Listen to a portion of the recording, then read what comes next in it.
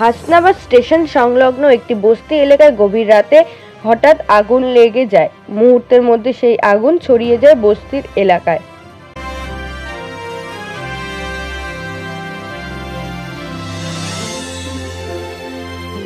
বস্তিতে থাকা 4টি বাড়ি ও একটি দোকান মুহূর্তের মধ্যে পুড়ে ছারখার হয়ে যায়।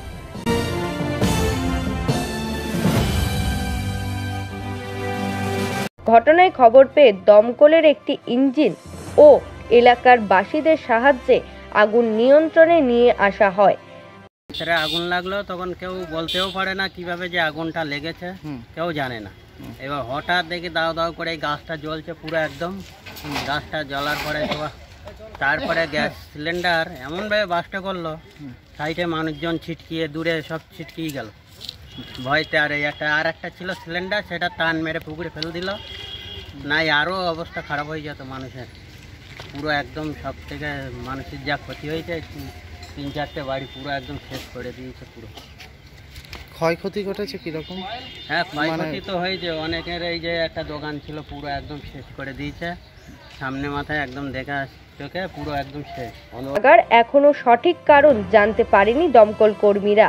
আগুন লাগার পর একটি গ্যাস সিলিন্ডার ব্লাস্ট হয়ে আগুন দ্রুত ছড়িয়ে পড়ে বলে দাবি স্থানীয় বাসিন্দাদের।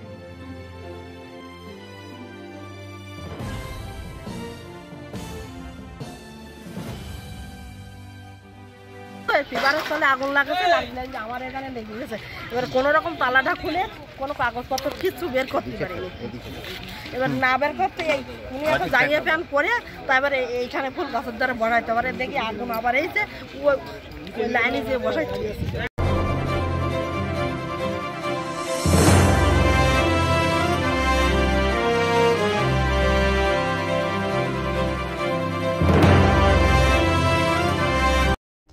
সমবায়িকা, স্বপ্ন পূরণে অঙ্গীকারবদ্ধ। সহজ উপায়ে আপনার ঘরের স্বপ্ন পূরণ করুন সমবায়িকার হাত ধরে, কিস্তিতে এবং অগ্রিম বুকিং এর মাধ্যমে। সমবায়িকা, সিনবাত্তি মোড়, শিলিগুড়ি। আজই কল করুন 7601829172 এই নাম্বারে।